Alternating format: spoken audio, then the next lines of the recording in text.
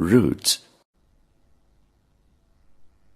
Roots are the underground, non-green part of the plant body which fixes itself to the soil. If you look at the root system of plants like mustard, pea, tulsi, sunflower, grass, wheat, maize, banana, and sugarcane, you will find that these plants can be divided into two groups. In plants like mustard and pea, there is a main root from which a number of branch roots arise. The main root is called the taproot, and the branched roots are called the lateral roots. In plants like grass, wheat, or banana, there is no main root. A number of similar-sized roots arise in a cluster below the stem and spread out in the soil. These roots are called fibrous roots or adventitious roots. Functions of the roots. Roots fix the plant to the soil firmly. Roots take in water and minerals from the soil. These are then sent upwards to the parts above the ground. Roots help in holding the soil together. Thus, erosion of soil particles by wind or water gets prevented.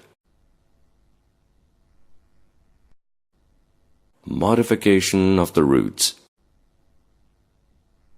In some plants, food is stored in the modified roots.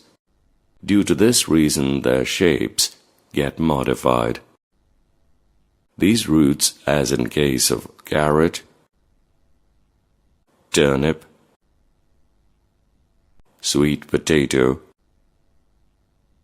and radish, are eaten by us. In some plants like banyan tree, there are extra roots that grow down from its branches. As they reach the ground, they fix themselves in the soil and give support to the branches of such a huge tree. They are called prop root. Activity. To show that roots absorb water. You require 2 pots, some soil, could be blade or a pair of scissors, and water. This activity is to be done in groups of 4 to 5 students.